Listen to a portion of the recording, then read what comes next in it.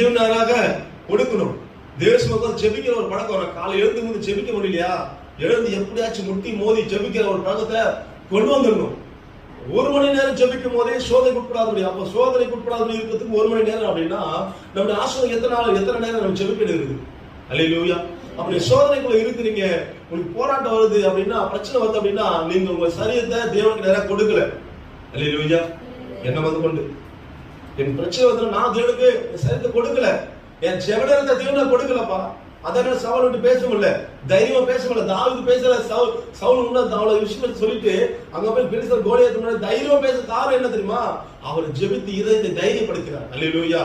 நீ உங்களுக்கு என்னால பிரச்சனையை பார்த்து பேச முடியாத காரணம் என்ன? ஏன் தைரியம் பேச முடியல? இந்த விஷயம் மேற்கொள்ள முடியும் ஏன் சொல்ல முடியல? ஏசு செய்வார் ஏன் சொல்ல முடியல? நான் அவர்கிட்ட கேட்கவே இல்லை, அவர் எப்படி செய்ய முடியும்?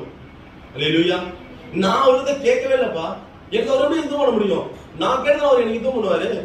சொல்லுவா சோதனை வருது, நீ எல்லாம் சிதறடிக்க நாட்டு வருது சொன்னாரு. பேர் சொன்னாரு, நான் சிதறி ஓட மாட்டேன், நான் ஓடுதா இருப்பேன். சிதறி ஓடினு அவனும் ஒருத்தன். சிதறி ஓடுறது பரவாயில்ல, 3 முறை மறுதளிச்சுவேன். அல்லேலூயா.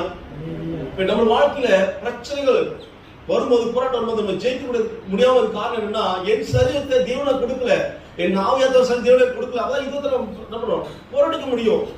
போராடிக்க முடியல, சோர்ந்து போறீங்க, தோத்து போறீங்க.